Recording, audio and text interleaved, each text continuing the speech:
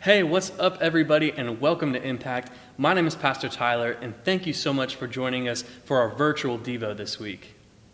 Just wanted to make a quick announcement before we get started. This Saturday, we will be giving out free produce here at First Assembly of God here in Broken Bow. We're asking for you guys to help us out in 3 ways. The first way you can help is by promoting this event. Tell your friends and your family that we're going to be having free produce this Saturday. The second thing you can do is you can come and pick some produce up for you and your family. And the third thing you can do is come and help us pass out the produce on Saturday. That's going to be at 9 a.m. It'll be just for a few hours. So any way that you guys can contribute to this event, we appreciate it. It's going to be a great outreach this Saturday. Let's go ahead and get into today's Devo. Our passage today comes from Romans chapter 10, verses 13 through 15. In this chapter, Paul is writing to the church of Rome and telling people essentially how they can become a Christian and how they can be saved. Paul argues that the gospel is for the Jew and the Gentile. He says that the gospel is not only necessary for those who come from Abraham's lineage, but also those who come outside of that lineage. He gives specific instructions to them in verse 9 on how they can be saved by saying, if you declare with your mouth Jesus is Lord and believe in your heart that Christ raised him from the dead, you shall be saved. This is great news for those of us that are wanting to become a Christian and wanting to follow Christ, that if we make a public confession of our faith and we declare Jesus as Lord of our lives, we are saved.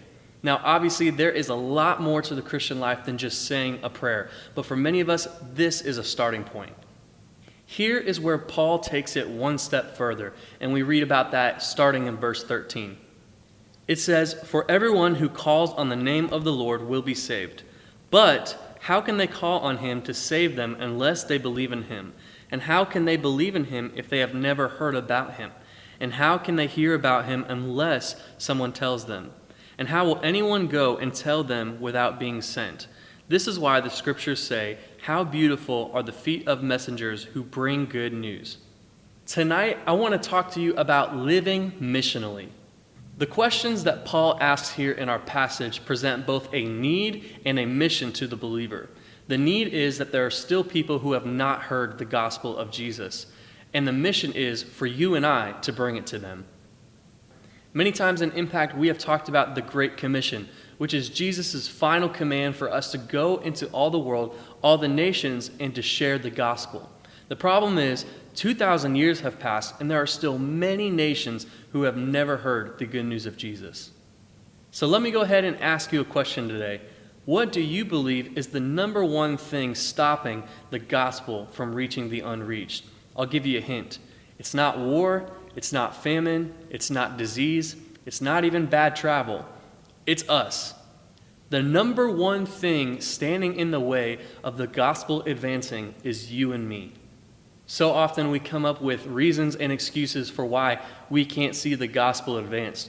Maybe we don't see ourselves as a great speaker, or we don't think that we're qualified, or we don't think that we're called to be a missionary. But often it comes down to we are just comfortable and complacent in our modern American lifestyle that we don't think that it's necessary. But for the students of Impact, that's about to change. For the month of September, we are having a missions emphasis. And to kick it off tonight, I want to give you 3 things on how to start living missionally. The first thing that we can do is pray, and to pray passionately. This is not just your typical before bed or before meal type of prayers. This is passionate prayer that is going to permeate into the rest of our living. If we want to start living missionally, then we have to start praying with missions in mind. Pray for a missionary that you know. If you don't know any missionaries, you can go to the Oklahoma District website and see all of the missionaries that we support. Pick one of them, learn their story, learn where they're serving. Pray for them this month. You can also pray for God to open the doors for you to share the gospel, whether that is becoming a missionary or whether it's just going on a missions trip, or maybe it's just an opportunity that comes at school. Pray passionately for missions to happen in your life. The second thing we can do is go, and to go intentionally. The Great Commission that calls us to go is not a request, it's a command. Think about how you can intentionally go and spread the gospel. Maybe you are called to be a missionary. That's great, and we want to partner with you. But for the majority of us who are not going into missions directly, we have to go at some point. I'm not even asking you to go to another country, let alone another state. Half of us can't even go to the other lunch table in the cafeteria. We have to be intentional about where we go and how we can spread the gospel. If we're waiting on unreached people to come to us, it's never going to happen. We have to take initiative, and we have to be intentional about how we spread the good news of Jesus. And the third and final thing that we can do to live missionally, and the thing we're going to be talking about the most this month, is to give, and to give unconventionally. Even if we can't go ourselves and reach unreached people, we can still support those in our church community who are going. We support them in many ways by our prayers, sometimes going alongside with them, but one of the biggest contributions we can give them is financially with our giving. But wait a second, a lot of you guys watching this are young and don't really have many means to make a lot of money. How are you expected to raise money for missions? Well, I'm glad you asked. That's where the word unconventional comes in. See, I believe you are an unconventional generation.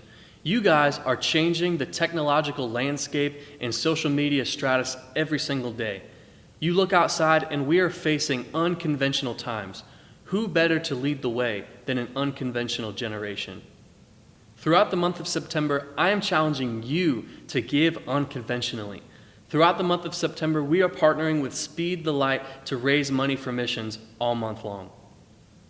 We are going to be giving some more information to you in the next week on how you can do just that. But in the meantime, I want to challenge you to start living missionally.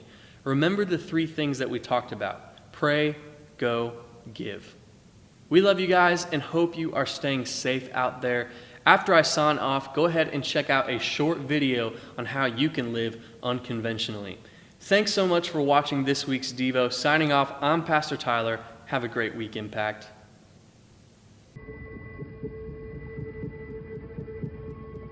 Dreams are a mysterious thing. A succession of images, emotions, and sensations unexplained. Have we forgotten? We are called. Not just to the pulpit, not just to attend Sunday service, not just to give because we are told to. We are called to something greater by someone greater.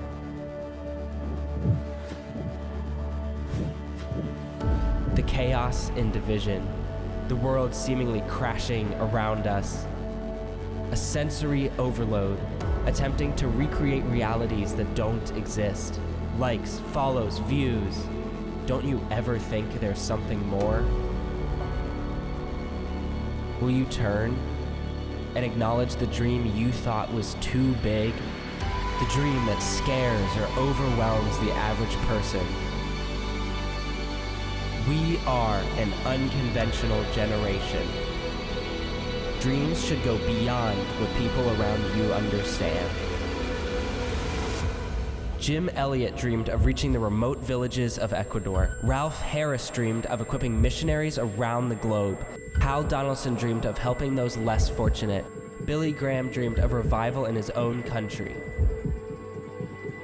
These dreams were insane. These dreams were hard. These dreams were unconventional. Speed the Light is dreaming unconventionally, and we believe when students dream unconventional dreams, we can end the world's water crisis, fight human trafficking worldwide, equip all our missionaries with vehicles and equipment, and spread the gospel to all who have never heard. So dream. Dream the way God created you to dream. Unconventional dreams.